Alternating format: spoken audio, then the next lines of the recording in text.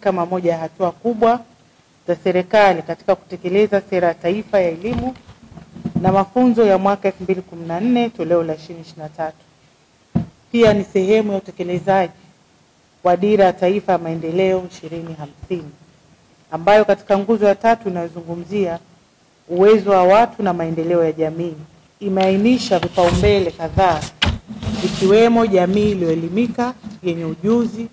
na inayopenda kujifunza na nguvu kazi yenye ujuzi na jamii ambayo tunaenda kuizalisha hapa katika chuo hiki. Hivyo ili kuweza kufikia malengo haya imekusudiwa Chuo cha Ufundi Dodoma kuwa kituo cha utoaji wa elimu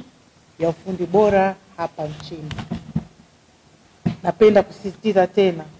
lengo kuu la serikali kama alivyoagiza Mheshimiwa Dr. Samia Suluhu Hassan, Rais wa Jamhuri ya Muungano wa Tanzania, ni kuhakikisha kuwa Tanzania inakuwa ni taifa lenye vijana wanaoajirika